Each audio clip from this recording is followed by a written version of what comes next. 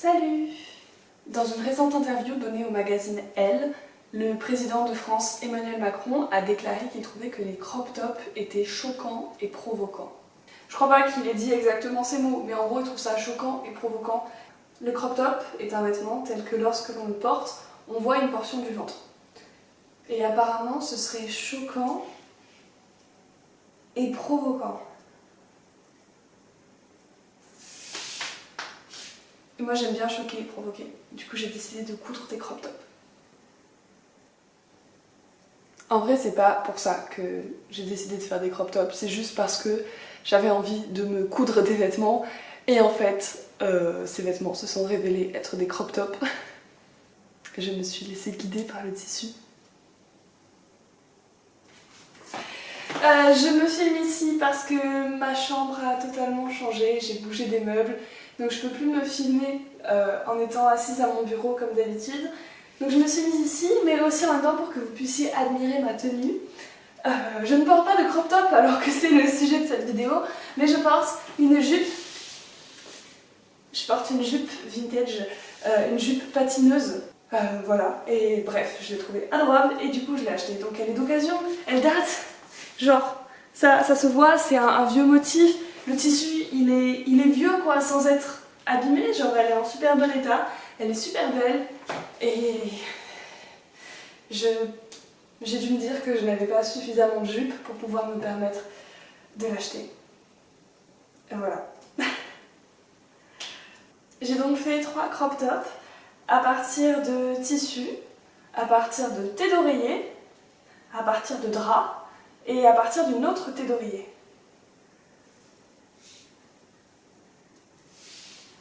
C'est parti.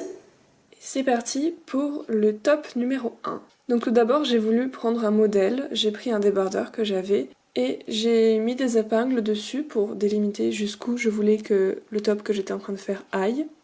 Ensuite j'ai fabriqué un patron à partir de ça, donc c'est-à-dire que j'ai mis des feuilles de papier journal par-dessus le top et j'ai découpé, j'ai scotché, etc. jusqu'à avoir un gros morceau de papier de la forme souhaitée. Ensuite, j'ai pris une vieille thé d'oreiller, tellement vieille qu'un des côtés était tellement troué qu'il avait été enlevé, donc je n'avais qu'un côté de la thé d'oreiller. J'ai enlevé les coutures qui étaient tout autour en découpant, puis j'ai tracé la forme du patron aux 4 couleurs sur mon tissu. Ensuite, j'ai repassé l'oreiller. Enfin, j'ai plus de fer à repasser, mais grosso modo, j'ai mis de l'eau sur les plis en appuyant dessus pour les enlever. Et puis en séchant, le tissu n'était plus rempli de plis. Puis j'ai fait exactement la même chose sur un autre tissu. Et puis je l'ai découpé.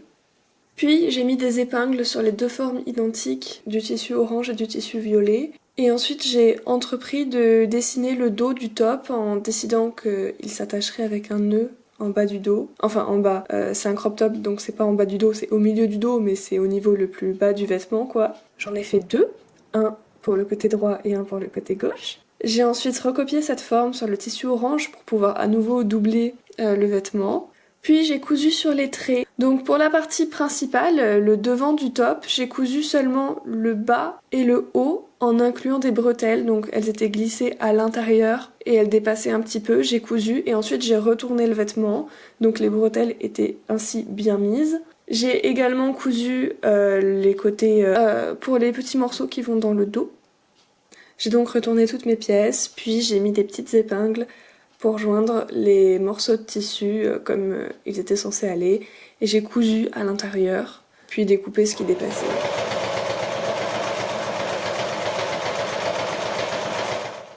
C'est parti pour le deuxième crop top. Tout d'abord, j'ai piqué un grand t-shirt à mon papa, et je m'en suis servi de modèle. J'ai à peu près tracé la forme du t-shirt sur le tissu, puis j'ai découpé cette forme, ensuite j'ai tracé la forme des manches, je l'ai découpé aussi, et puis j'ai replié les manches et j'ai mis des petites épingles. J'ai tracé 2 fois la partie principale du t-shirt pour avoir un avant et un arrière à mon crop top. Ensuite j'ai cousu les manches, j'ai cousu l'avant et l'arrière ensemble.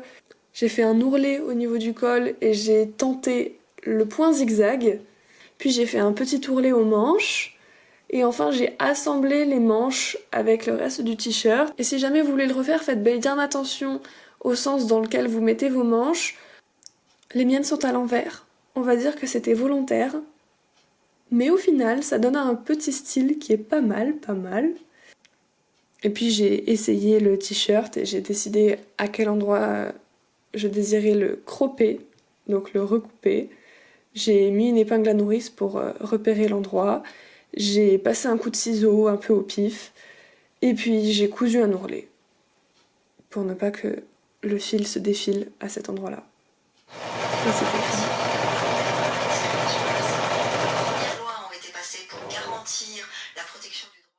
Pour ce top-là, j'ai utilisé une thé d'oreiller entière. Donc tout d'abord, j'ai passé peut-être 1 heure ou 1 heure et demie à enlever toutes les coutures de l'oreiller. Puis je me suis servi de mes écouteurs pour mesurer de la façon dont vous pouvez la voir à l'image. Et j'ai dessiné approximativement une espèce de forme qui irait pour le top que je voulais faire du coup. J'ai ensuite fait un patron comme pour le premier top à partir de mon morceau de tissu. Donc en mettant plusieurs morceaux de papier journal et puis en découpant autour et puis en réajustant après, donc j'essayais le patron directement sur moi. Ensuite je me suis servi de ce patron ainsi fait pour dessiner une autre forme exactement pareille de l'autre côté. Et je me suis dit attention, mets le patron dans le bon sens parce que les côtés sont symétriques. Et d'accord, tu peux retourner le tissu, mais il y a un côté sur lequel tu laisses des marques de bic. Et bien sûr je me suis trompée. Je m'en suis rendu compte après. Et j'aurais pu recommencer, mais j'aurais pas eu assez de tissu pour faire les manches. Donc j'ai été assez perdue pendant quelques minutes. Et puis j'ai décidé que, tant pis, les marques de bic seraient visibles. Ensuite j'ai découpé un immense rectangle dans le tissu qu'il me restait, en m'assurant que la longueur du rectangle soit plus grande que le contour de mon épaule. Et en laissant bien sûr un peu de place pour pouvoir bouger mon bras. Et donc ce grand rectangle, je l'ai coupé en deux pour faire 2 petits rectangles dont la longueur principale soit la longueur dont j'ai parlé par rapport au tour de mes bras. J'ai mis des épingles pour les manches, puis j'ai découpé un autre rectangle pour faire le dos du top. J'ai ensuite cousu un peu tout ce que j'avais épinglé, donc là c'est surtout les manches que j'ai cousues. Je les ai cousues pour faire une boucle, puis ensuite j'ai fait des ourlets assez larges et j'ai cousu les ourlets pour les refermer. Ensuite, j'ai attaché les pans avant avec le rectangle arrière du top. J'ai rajouté des petits rectangles pour finir, si vous voulez, pour que... Waouh. Donc, en gros, j'avais des bretelles à l'avant, mais elles ne continuent pas sur l'arrière. Donc j'ai fait 2 petits rectangles de tissu pour que ça arrive jusqu'à l'arrière du top. Et ensuite, j'ai épinglé les manches en partant du haut. Et puis j'ai fait le tour en passant par l'avant, vu que je n'avais pas déterminé exactement où arriverait la bretelle arrière, et j'ai fait ça en fonction des manches. Je pense pas que c'était une bonne idée, je pense qu'il m'aurait fallu plus de tissu déjà, pouvoir faire des manches plus larges, de manière à pouvoir faire des plis sur ces manches en les cousant. J'ai donc cousu les 2 manches au top, que j'ai pu essayer. Puis, dans ce qu'il me restait de tissu, j'ai fait des petits rectangles que j'ai repliés en 2 puis cousus de manière à faire des petits tubes.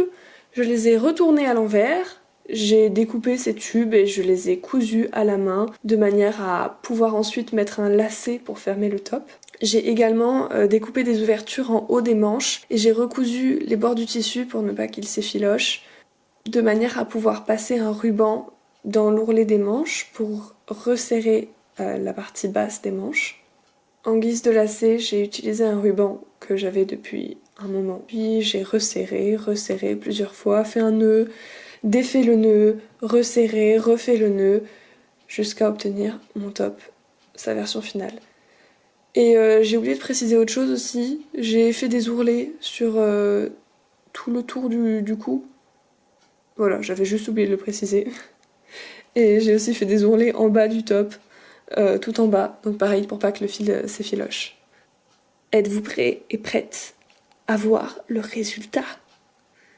Touloulouloulou.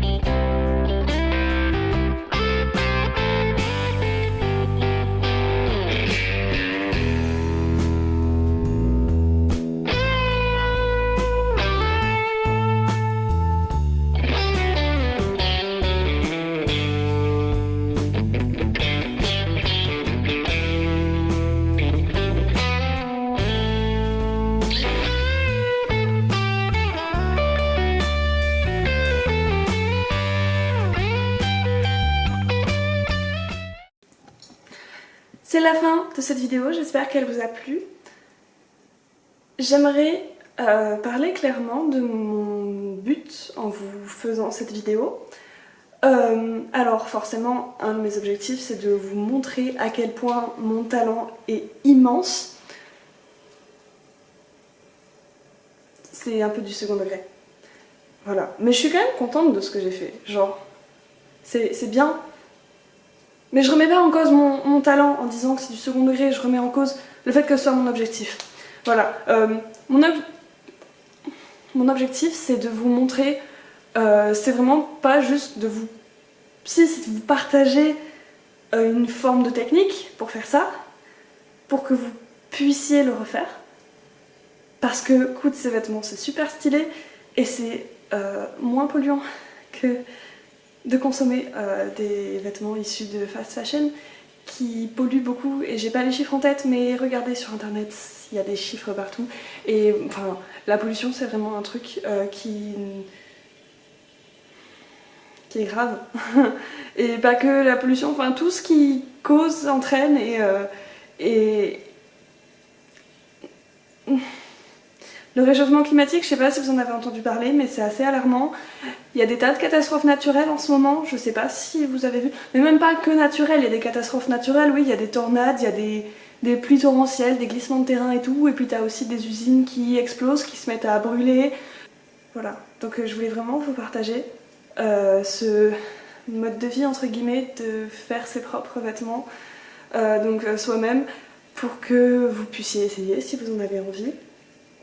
Et voilà, donc je vous encourage à faire vos vêtements, ouais, essayer. Et je vous encourage aussi à consommer de la seconde main. Vous prenez Google Maps, vous tapez friperie et vous allez voir des petits points orange qui vous diront où est-ce qu'il y en a. Et vous pourrez y aller quand c'est ouvert. Et voir s'il y a ce que vous cherchez, si vous cherchez quelque chose, si vous avez besoin de quelque chose. Ces tops que j'ai cousus, je n'en avais pas besoin, j'en avais envie, mais je les ai fait moi-même avec des tissus que j'avais déjà, des vieux trucs de literie, et c'est très bien, et j'en suis très contente, et voilà quoi. Donc bon, je sais pas trop quoi dire. J'ai l'impression de piétiner un peu mes phrases. Non, mes phrases piétinent. J'ai l'impression que mes phrases se piétine, voilà. Les crop tops, c'est pas choquant, c'est des vêtements comme d'autres. On vit en 2021, il fait super chaud l'été, et on trouve encore à critiquer la tenue des personnes sexisées. Sexisées, ça veut dire... Oh, j'ai la flemme d'expliquer des mots. Ben, la tenue des personnes qui portent des crop tops, on dit que c'est choquant. Et en fait, genre... J'ai de la flemme de me lancer dans un débat. Mais c'est nul de dire que c'est choquant les crop tops. Enfin, ça choque qui? Genre, ça te choque? Je veux dire, c'est toi qui as un problème si t'es choqué par un crop top. Genre, voilà. Plein d'amour. Et à très bientôt. Ciao ciao.